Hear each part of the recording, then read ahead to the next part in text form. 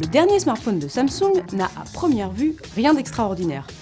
Il s'inscrit dans la lignée des appareils haut de gamme de la marque, fonctionnant sous Android, doté d'un puissant processeur et d'un bel écran tactile. Il s'agit pourtant d'un ovni. Particularité, sa taille, il est gigantesque. Après quelques jours d'usage, voici nos premières impressions.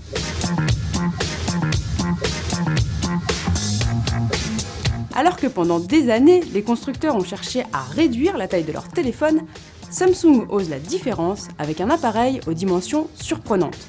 Il tient difficilement dans une poche de jean et pour téléphoner avec, il ne faut pas avoir peur du ridicule. Le kit main libre fourni offrira une discrétion qu'on appréciera en particulier dans les lieux publics où mieux vaut ne pas tenter les voleurs. Heureusement, il n'est ni trop lourd ni trop épais, ce qui contrebalance avec les 5,3 pouces de son écran.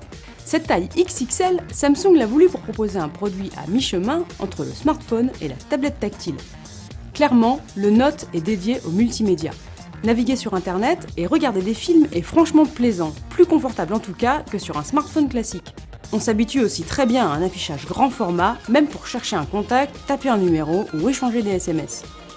Autre signe distinctif, d'où l'appareil tire d'ailleurs son nom, la coque cache un stylet qui permet de prendre des notes ou de faire des schémas.